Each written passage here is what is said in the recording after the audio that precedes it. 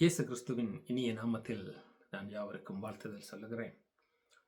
தேவன் இதை பார்க்கின்ற கேட்கின்ற ஒவ்வொருவரையும் தேவன் ஆசீர்வதிப்பாராக. இன்றைய நாளில் நான் சபை முழுவதோடும் pastors, elders, sisters, brothers, believers ஒவ்வொருவருக்குமான இந்த பதிவை நான் விரும்புகின்றேன். முதலாவது நோக்கம், தேவனுடைய நாமம் மகிமைப்பட வேண்டும். கர்த்தருக்கு நாங்கள் உண்மை உள்ளவர்களாக இருக்க வேண்டும். எங்களுக்காக அவர் தன்னுடைய ஸ்தானத்தை விட்டு, தன் மகிமையை விட்டு பாவ சாயலாய் வந்து எங்களுக்காக மரித்து உயிர் தெழுந்து எங்களுக்கு ஜீவனை தந்து மீண்டும் போய் பரிசுத்த ஆவியானவரை தந்து மீண்டும் வந்து எங்களை நித்திய ஜீவனுக்கு அழைத்து செல்லுகின்ற தேவனாய் இருக்கின்றார். அவருக்கு நாங்கள் மரண பரியந்தம் உண்மையா இருக்க வேண்டும். பிரியமானவர்களே, இன்றைய நாட்களிலும் நான் நிருபங்களுக்கு அப்போஸ்தலர்கள் எழுதின காரியங்களை தான் நாங்கள் அதிகம் தியானிக்க வேண்டியவர்களாய் காணப்படுகின்றோம். ஏனென்றால் ஆண்டவராகிய இயேசு கிறிஸ்து மத்தேயுவிலே சொல்லும்போது, ஆண்டவர் என்னுடைய வருகைக்கு நீங்கள் வருகைக்கு அந்த அடையாளம் என்ன என்று கேட்டபோது, அந்த சம்பவிக்கின்ற காரியங்கள் என்னென்று கேட்டபோது அவர் சொன்னார், நீங்கள் வஞ்சிக்காதபடிக்கு எச்சரிக்கையாயிருங்கள், கூடுமானால் தெரிந்து கொள்ளப்பட்டவர்களும் வஞ்சிக்கப்படுவார்கள் என்று சொல்லி. இன்றைய நான் இந்த யூகே தேசத்துக்கு வந்து நான் ஆண்டவரை ஏற்றுக்கொண்டேன். 10-12 வருஷம் ஆகின்றது. பல சபைகளுக்கு நான் போயிருக்கின்றேன், பல இடங்களுக்கு போய் வந்திருக்கின்றேன், பல காரியங்களை நான் பார்க்கின்றேன். சபைகளிலே தேவன் பிரியப்படுகின்ற காரியமும் உண்டு, பிரியப்படாத காரியமும் உண்டு. தேவன் பிரியப்படுகின்ற காரியமும் ஒன்று, தேவன் அருவருக்கின்ற காரியங்களும் உண்டு. சபைகளிலே தேவன் விரும்புகின்ற காரியம் காணப்பட வேண்டும், அருவருக்கின்ற காரியம் காணப்படவே கூடாது. தேவன் அதில் பிரியப்படல. ஏனென்றால் தேவன் எங்களை பரிசுத்தப்படுத்தி குமாரனாகிய கிறிஸ்துவின் சாயலுக்கொப்பாய் எங்களை அவர் முன்குறித்திருக்கின்றார். நான் ஆவியானவரை உங்களுக்கு தருவேன். அவர் வரும்போது நீங்கள் பலனடைந்து ஜூதேயா, எருசலேம், சமாரியா முழுவதிலும் நீங்கள் சாட்சிகளாய் இருக்கும்படி எங்களை உண்டு பண்ணி இருக்கின்றார். சபைகள் கிறிஸ்துவுக்கு சாட்சிகளாய் இருக்க வேண்டும். ஒரு சபைக்கு ஒரு புது விசுவாசி வந்தால் அவன் அடுத்த முறை கர்த்தரை தேடி வரத்தக்கவனாய் இருக்க வேண்டும். இல்லை என்றால் அவன் வெளியிலே போய் தேவனை குறித்து சொல்லத்தக்க ஒரு நல்ல சாட்சி எங்களுடைய சபைகளிலே காணப்பட வேண்டும். அன்று இயேசு கிறிஸ்துவை கண்ட அந்த பெண், சமாரிய ஸ்திரீ, அவள் போய் ஜனங்களுக்கு சொன்னாள், இவர் கிறிஸ்து தானா, வந்து பாருங்கள் என்று. அப்ப சபைக்கு ஜனங்கள் வருகின்றவர்கள் வந்து, இங்கு ஆராதிக்கிறார்கள், வந்து பாருங்கள், தேவன் மகிமைப்படுகின்றார், பேசுகிற வார்த்தைகள் கிறிஸ்துவனுடையதாய் கிறிஸ்துவை போல காணப்படுகிறது என்று சொல்லி காணப்பட வேண்டும்.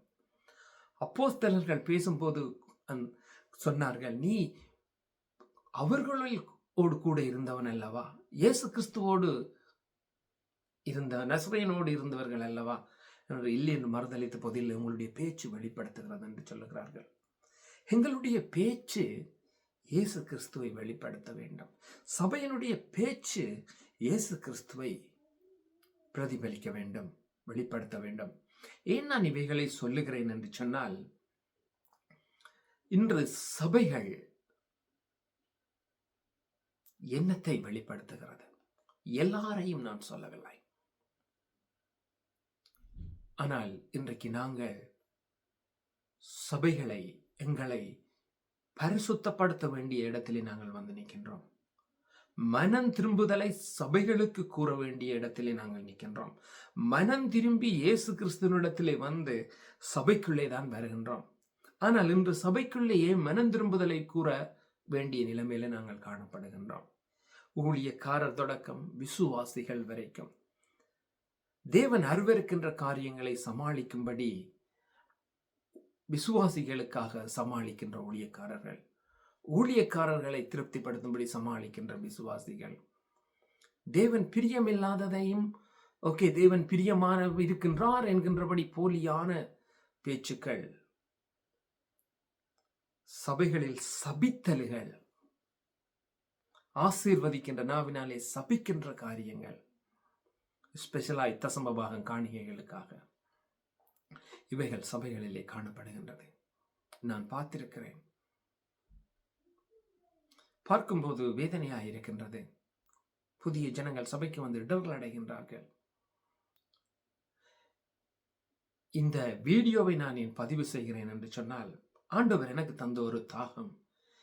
இந்த தேசத்திலே சபைகளால் ஒதுக்கப்பட்டு உண்மையாய் இருக்கின்ற ஜனங்கள் வெறுக்கப்பட்டு ஒதுக்கப்பட்டு இருக்கின்றார்கள் என்று சொல்லி அவைகளை நான் கூட்டி சேர்ப்பேன் என்று, அவர்கள் மூலமாய் இந்த எழுப்புதல் இந்த பூமியிலே உண்டாகும் என்று நாம் சொல்லுவதற்கு மன்னிக்க வேண்டும். இன்றைக்கு இருக்கின்ற சபைகள் இவ்வண்ணமாவே காணப்படுமானால் இந்த லண்டன் தேசத்திலேயே எழுப்புதல் காணப்படாது. என்னை மன்னிக்க வேண்டும். சபைகள் மன திரும்ப வேண்டும். மீண்டும் நாங்கள் தேவனிடத்திலே போய் நிற்க வேண்டும். இன்றைக்கு பேருக்கு ஒரு பட்டணத்திலே 10 சபை, ஆனால் சபையிலே தேவனுடைய நாமம் தூஷிக்கப்படுகின்றது. நான் லண்டனிலே ஒரு சபையிலே இருந்தேன். அந்த சபையில் ஒரு பிரச்சனை காலமாய் சபை இல்லாமல் போய்விட்டது. நான் இன்னொரு சபைக்கு போனேன். அங்கே 9 வருஷம் இருந்தேன். வேறு சபைகளுக்கெல்லாம் நான் போய் வந்தேன். ஆனால் கவன்ட்ரியாய் நான் கடைசியாய் கவன்ட்ரி என்ற ஒரு பட்டணத்துக்கு வந்தேன். அங்கு நான் பல சபைகளுக்கு போய் வந்தேன். நான் எவ்ரி சாட்டர்டே மோஸ்ட்லி சுவிசேஷம் சொல்லுகிறவனாக இருக்கின்றேன். எனக்கு டைம் கிடைக்கின்ற நேரம் நான் தமிழ் ஜனங்களோடு பேசுகிறவர்களாக இருக்கின்றேன். நான் வேலை செய்கின்ற இடத்தில் என்னோடு வந்து அதிகம் அது பேசுகிறார்கள். நான் கிறிஸ்தவன் என்றும் தேவனுடைய நாமத்தை கூறும்போது, சபை என்கின்ற போது அவர்களுடைய பேச்சு சபையை வெறுக்கிற வண்ணமாய் காணப்படுகின்றது. கவன்ட்ரி பட்டணத்திலே நான் பேரே சொல்லுவேன், எனக்கு பயமில்லை யாருக்கும். தேவனுடைய நாமம் தூஷிக்கப்படுகின்றது. அங்கு இருக்கிறவர்களுடைய பெயர்களை சொல்லுகிறார்கள். அருவருக்கத்தக்க கிரியைகள் சபைகளிலே நடக்கின்றது என்று சொல்லி பேசுகிறார்கள். அதன் நிமித்தம் சபைகள் உடைகின்றது. சபையை பிரித்து கொண்டு போய் புதிய சபைகள், ஒருவனுக்கு திராணி இருந்தால் அல்லது கர்த்தர் அழைத்திருந்தால் அவன் அப்படி செய்ய மாட்டான். சபையை உடைத்து கொண்டு போய் சபையை பிரித்து இன்னொரு சபை கர்த்தர் அழைத்தால் நடத்துவார். அன்று கிறிஸ்து தனியத்தான் வந்தார். பின்பு அழைத்த பேதுருவையும் அப்போஸ்தலர்களையும் அவர் ஒவ்வொருவராய் இருவராய் அழைத்து தனித்தனியே அனுப்பினார். நான் உங்களுக்கு சொல்லுகிறதாவது, நான் சபைகளுக்கு இந்த நாட்களிலே சொல்லுகிறதாவது, தேவனுடைய நாமம் பரிசுத்த குலைச்சலாக்குற இடத்திலே நீங்கள் போதகரை திருப்திப்படுத்தும் படிக்கும், சபைகளை பரிசுத்த குலைச்சலாக்குகின்ற விசுவாசிகளை நீங்கள் திருப்திப்படுத்தும் படிக்கும் அதற்கேதுவான வார்த்தைகளை நீங்கள் பேசிக்கொண்டு இருப்பீர்களானால் ஒரு நாள் நீங்கள் தேவனுடைய கோபாக்கினையை சந்திக்க வேண்டி வரும். வெளிப்படுத்தலிலே நாங்கள் வாசிக்கலாம். 3 அதிகாரத்திலே ஆண்டவர் சபைகளுக்கு எழுதும் போது சொல்லுகிறார், சர்தையின் தூதனுக்கு நான் சொல்லுகிறது என்னவென்றால் என்று சொல்லி தொடங்குகிறது. அவன் சொல்லுகிறார், உன்னிடத்தில் உன் கிரிகைகள் நிறைவுள்ளவைகளாய் காணப்படவில்லை. நீ கேட்டுக்கொண்ட பெற்று வகையை நினைவு கூர்ந்து மனம் திரும்பு, இல்லென்றா நான் திருடனை போல வருவேன் என்று சொல்லி சொல்லுகிறார். அதே போல சொல்லுகிறார், அங்கே இருக்கிற விசுவாசிகளை குறித்து சொல்லும் போது, இங்கும் தங்களை அசூசிப்படுத்தாத சில பேர் சர்தையில் எனக்குண்டு. அவர்கள் பாத்திரவான்களாய் காணப்பட்டபடியினால் வெண்வஸ்திரம் தரித்து நடப்பார்கள் என்று சொல்லி நாங்கள் இன்றைக்கு போலியாய் சும்மா சொல்லி கொண்டிருக்கின்றோம். சபையில இருக்கிற ஜனங்களை ஏமாற்றி கொண்டிருக்கிறோம். சபைக்கு வருகிறவர்கள் எல்லாரும் பரலோராட்சியம் போவார்கள். இயேசு கிறிஸ்துவுக்குள்ளாக மீட்கப்பட்டவர்கள் நீங்கள் எல்லாரும் வெண்வஸ்திரம் தரித்தபடி பரலோராட்சியம் போவார்கள் என்று சொல்லி வெளிப்படுத்தலிலே சொல்லப்படுகின்ற சர்தைக்கு யோவான் மூலமாய் கொடுக்கப்பட்ட அந்த வெளிப்படுத்தல் காலத்திலே அவர்கள் கிறிஸ்துவுக்குள்ளாக அழைக்கப்பட்டவர்கள் என்பதை நீங்கள் மறந்துடக்கூடாது. அது புதிய ஏற்பாட்டு காலத்து சபை, பழைய ஏற்பாட்டு காலத்து சபை அல்ல. ஆண்டவராகிய இயேசு கிறிஸ்து வந்து மரித்து உயிர்த்தெழுந்து போன பின்பு பரிசுத்தாவியானவர் கொடுக்கப்பட்டு சபைகள் உருவாக்கப்பட்டு கொண்டு வாழ்ந்த காலத்திலே யோவான் மூலமாய் வெளிப்படுத்தலை சொல்லும் போது அவர் சர்தையின் தூதனுக்கு எழுத வேண்டியது என்னவெனில், உன் கிரியைகளை நான் அறிந்திருக்கின்றேன். ஆனாலும் உன்னுடைய கிரியைகள் எனக்கு முன்பாக நிறைவுள்ளவைகளாய் காணப்படவில்லை என்று சொல்லி, நிறைவுள்ளவைகளாய் காணப்படவில்லை. நீ அவைகளை கேட்டு பெற்றுக்கொண்ட வகையை நினைவு கூர்ந்து மனம் திரும்பி உன் கிரியைகளை ஸ்திரப்படுத்து. சோ உன்னுடைய கிரியைகள் தேவனுக்கு முன்பாக நிறைவுள்ளவைகளாய் காணப்படவில்லை என்று சொல்லி அங்கும் இருக்கிறார்கள். அதனாலே தான் பின்பு சொல்லுகிறார், அவர்கள் இங்குள்ளவர்கள் சர்தையிலே எனக்கு சிறு கூட்டம் உண்டு. எப்படி என்று சொன்னால், அவர்கள் பாத்திரவான்களாய் காணப்பட்டபடியினால் தங்களை அசூசிப்படுத்தாதவர்கள் என்று சொல்லி, அதாவது தங்களை தான் கர்த்தர் கொடுத்ததை பாதுகாத்து கொண்டு தங்களை அசுத்தப்படுத்தாத ஒரு கூட்டம் எனக்கு சர்தையிலே உண்டு. அவர்கள் பாத்திரவான்களாய் தங்க ஒரு சபையினே மேய்ப்பன், தூதன், இங்காலே விசுவாசிகள், அங்கு ஆண்டவர் பிரித்து காட்டுகின்றார். இங்கு உன்னுடைய கிரியைகள் நிறைவுள்ளவைகளாய் காணப்படவில்லை, மனம் திரும்பு, உன் கிரியைகளை ஸ்திரப்படுத்தென்று இங்காலே ஒரு பக்க கூட்டத்தை காட்டுகிறார், இவர்கள் பாத்திரவான்களாய் காணப்பட்டது என்று சொல்லி. அதே போலதான் எசேக்கியேல் எழுதும் போது ஆண்டவர் சொல்லுகிறார், ஒரு ஆறு இருக்கின்றது, வலப்பக்கமும் இடப்பக்கமும் 2 பேர் நிற்கின்றார்கள். ஒருவனுடைய வஸ்திரம் அசுத்தப்படுத்தப்பட்டிருக்கு, இன்னொருத்தன் வெண் வஸ்திரம் தரித்து காணப்படுகின்றான். ஆண்டவர் வெள்ளாட்டுக்கடா, மத்தேயுவில் நாங்கள் வாசிக்கிறோம், வெள்ளாட்டுக்கடாவையும் செம்மறியாட்டுக்கடாக்களையும் வெவ்வேறாய் பிரிக்கின்றார். இன்றைய நாள் கடைசி நாட்களாக இருக்கின்றது. தேவன் சபையை பரிசுத்தப்படுத்த விரும்புகின்றார். தேவன் தனக்கு உகந்த பாத்திரங்களை அவர் பிரிப்பார். அவர் பிரிக்க வல்லமையுள்ளவரும் போதுமானவரும் அதிகாரம் உள்ளவருமாய் இருக்கின்றார். நாங்கள் ஜனங்களை ஏமாற்றலாம், தேவனை ஏமாற்றிவிட முடியாது. நாங்கள் மனம் திரும்ப வேண்டும். நாங்கள் மனம் திரும்ப வேண்டும். நாங்கள் யாருக்காக ஊழியம் செய்கின்றோம்? கணவனை திருப்திப்படுத்த, மனைவியை திருப்திப்படுத்த, உறவினர்களை திருப்திப்படுத்த, விசுவாசிகளை திருப்திப்படுத்த, பிள்ளைகளை திருப்திப்படுத்த. ஒன்றுக்கும் உதவாது. அன்று நான் பல காரியங்களை நான் சொல்ல முடியும் உங்களுக்கு. ஏலி தன்னுடைய பிள்ளைகள் ஆகிய பினகா, சொப்னேய கடிந்து கொள்ள மறந்தார்கள். பல காரியங்கள் அங்கு காணப்பட்டது. அன்பான தேவனுடைய பிள்ளைகளே, நான் உங்களுக்கு இந்த காரியத்தை நான் போடுகிறது நோக்கம் என்னென்றால், நான் ஒரு யூகேல ஒரு குரூப் ஒன்று ஸ்டார்ட் பண்ணி இருக்கிறோம், த டிசைபிள் ஆஃப் கிரைஸ்ட் என்று சொல்லி, யுனைடெட் டிசைபிள் ஆஃப் கிரைஸ்ட் என்று. தேவனுடைய பிள்ளைகளாய் இருக்கிற நாங்கள் ஒவ்வொருவரும் உண்மையாய் ஊழியம் செய்கின்றவர்களானால், உண்மையாய் தேவனுக்கு நீங்கள் பயந்து ஊழியம் செய்கிறவர்களாய் விரும்பினால், இதுவரை நாங்கள் தவறுதல் செய்திருக்கலாம், பிழை செய்திருக்கலாம், ஆனால் நாங்கள் மனம் திரும்ப வேண்டிய ஒரு இடத்திலே நாங்கள் வந்து நிற்கின்றோம். அன்பான பிரியமான ஒவ்வொருவரையும் நான் அன்போடு கேட்டுக்கொள்ளுகிறதான காரியம், அன்று எரேமியா தனியே நின்று சத்தம் போட்டாரு, மனம் திரும்புங்க, அழிவு வரப்போது என்று சொல்லி. யாரும் கேட்கல. கள்ள தீர்க்கதரிசிகள் சொன்னார்கள், ஓ நுகமங்கள் மேல் வருவதில்லை, அழிவங்கள் மேல் வருவதில்லை, தீங்கு வருவதில்லை என்று சொல்லி. எரேமியா சொன்னாரு இல்லை என்று சொல்லி. அப்ப அவர் ஆண்டவரிடத்திலே கேட்டபோது ஆண்டவர் போய் சொன்னார், ஆண்டவர் அவன் எரேமியாவுக்கு சொன்னார், நான் இவர்களுக்கு சொன்னதும் இல்லை, சொல் என்று நான் சொன்னதும் இல்லை என்று சொல்லி. அதே போலதான் இன்றைக்கும் அநேகம் சபைகள், அநேகம் போதகர்கள் தேவன் சொல்லாததை தேவன் சொன்னது போலவும் ஜனங்களை வஞ்சித்து கொண்டு வருகின்றார்கள். அன்று நோவாவும் பேழையை கட்டின போது வாங்க வாங்க என்று சொல்லி கூப்பிட்ட போது யாரும் மனம் திரும்ப தயாரில்லை. மனம் திரும்புதல் என்று சொன்னால், இன்னொரு மதத்தில் இருந்து கிறிஸ்துவை ஏற்றுக்கொண்டு நான் இன்னொரு மதத்துக்கு வருகிறதில்லை. மனம் திரும்புதல் என்பது பாவத்தை விட்டு, தன்னுடைய பழைய வாழ்க்கையை விட்டு மனம் புதிதாகி மறுரூபமாவதினால் தான் அங்கு ரட்சிப்பு உண்டாகிறது. மனம் புதிதாகுதலினால் மறுரூபம் அடையுங்கள் என்று சொல்லி, உங்களுடைய இருதயங்கள், சிந்தைகள் தேவனுக்கு பிரியமில்லாதவைகள் எல்லாவற்றையும் நீங்க விட்டு விலகுங்கள் என்று சொல்லி தேவன் சொல்லுகின்றார். மனம் புதிதாகுதலினாலே ஆவி, ஆத்ம, சரீரம் மூன்றும் புதிதாக வேண்டும்.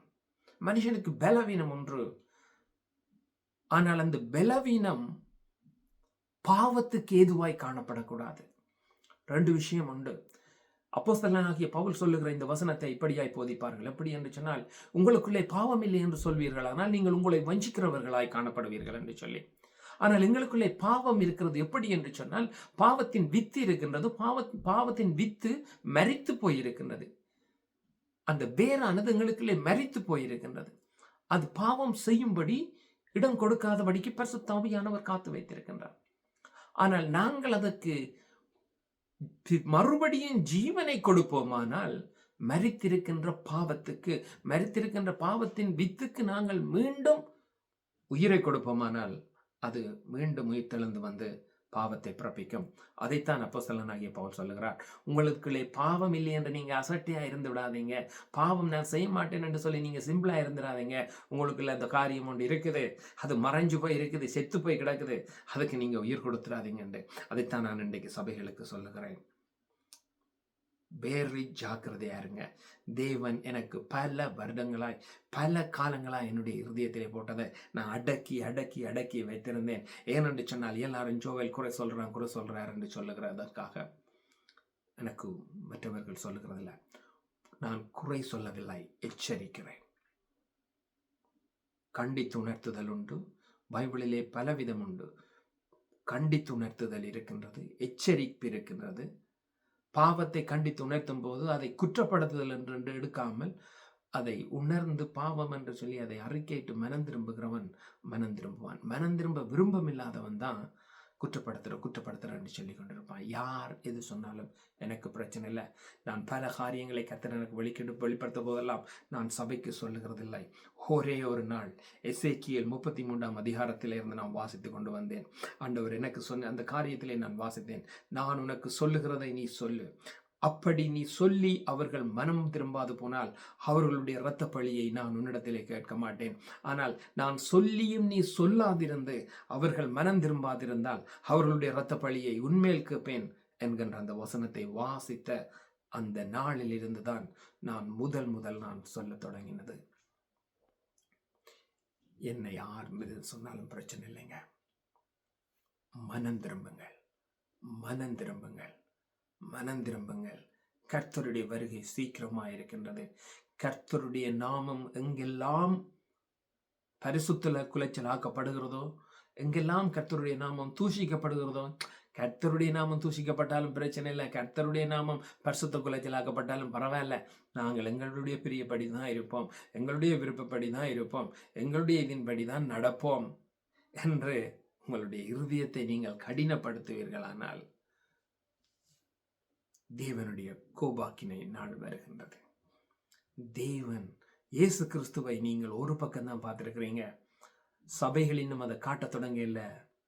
அதுதான் வேதனைக்குரிய காரியமாக இருக்கின்றது.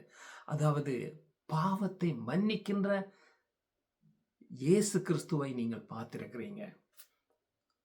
நியாயாதிபதியான இயேசு கிறிஸ்துவை நீங்க இன்னும் பார்க்கல. அவர் நியாயாதிபதியா இருக்கின்றார். பாவத்தை மன்னிக்கின்றவர், எங்களுக்காக மரித்து உயிர்த்தெழுந்தவர், எங்களை பரிசுத்தமாக்கினவர், எங்களை விடுவித்தவர், எங்களை சுகமாக்கினவர், எல்லாவற்றையும் செய்து கொண்டிருக்கின்றார் இன்றைய வரைக்கும். ஆனால் அவர் வரப்போகின்றார். எப்படி என்று சொன்னால், நியாயாதிபதியாய் வரப்போகின்றார். அவர் நியாயாதியாய் வரும்போது அவருடைய வேலை தி ஜட்ஜ்மெண்ட் டே. தி ஜட்ஜுக்கு என்ன வேலை? Judgment day. So the judgment day is near. The repent, return to Christ. The judgment day is near. நான் ஒவ்வொருத்தரையும் இயேசுவின் நாமத்தில் நான் உங்களை நேசிக்கின்றபடியினாலே தான் சொல்லுகிறேன். யாரும் எக்கேடு கெட்டு போனாலும் பிரச்சனை இல்லை, அழிந்து போனால் பிரச்சனை இல்லை. இல்லைங்க, யாரும் அழிந்து கெட்டு போய்விடக்கூடாது என்று நான் உங்களை நேசிக்கின்றபடி நான் சொல்லுகின்றேன். மனம் திரும்புங்கள், மனம் திரும்புங்கள், மனம் திரும்புங்கள். கிறிஸ்துவுக்கு சாட்சியாய் வாழுங்கள். என்னுடைய ஜீவனை பார்க்கிலும், நான் மகிமைப்படுவதை பார்க்கிலும் கர்த்தருடைய நாமம் மகிமைப்பட வேண்டும். கிறிஸ்துவுக்காக ஓடுங்க. கடைசியாக நான் சொல்லி முடிக்க விரும்புகிறேன். சபைகளில் எவைகள் தேவனுக்கு பிரியமா இல்லாமல் இருக்கிறதோ அவைகளை விட்டு விலக்குங்க. தேவனுக்கு பிரியமானதை செய்யுங்க. நாங்கள் சேர்ந்து 2 விஷயம் எங்களுக்கு உண்டு. ஒன்று, புதிய ஜனங்களை கர்த்தரிடத்திலே கொண்டு வர வேண்டும். கள்ளப்போதகர்களை வஞ்சிக்கின்றவர்களை இனங்காட்ட வேண்டும். தேவனிடத்திலே அந்த அந்த வஞ்சிக்கின்ற ஓநாய்கள் போல, கர்ச்சிக்கின்ற சிங்கங்கள் போல அவர்களுடைய பிடியிலே இருக்கிறவர்களை மீட்க வேண்டிய பொறுப்பும் உண்டு. ஒன்றிணையுங்கள். தேவனுக்காக வாழ தேவன் கிருபை பண்ணுவாராக. இயேசுவின் வல்லமையுள்ள நாமத்தில் பிதாவே, இந்த வேளையில் உம்முடைய சமூகத்தில் எங்களை ஒப்புக் கொடுக்கிறேன். உம்முடைய வார்த்தையினால் எங்களை பரிசுத்தப்படுத்தினீர். உம்முடைய ஆவியினால் எங்களை உயிர்ப்பித்தீர். உம்முடைய ஜீவனை எங்களுக்குள்ளே வைத்தீர். பிதாவே, நீர் எங்களை குமாரனாக இயேசு கிறிஸ்துவின் மூலம் எங்களை நீர் பரிசுத்தப்படுத்தின பரிசுத்தத்திலும் விடுதலையிலும் நிலைத்திருக்கவும் உமக்கு சாட்சியாய் காணப்படவும் நீர் எங்களுக்கு கிருபை தரும்படியாய் உம்முடைய சமூகத்திலே ஒப்புக் கொடுக்கிறேன். சகலவற்றையும் மரித்துயிர்த்தெழுந்த இயேசுவின் வல்லமையுள்ள நாமத்தை ஜெபிக்கிறேன் பிதாவே. ஆமென்.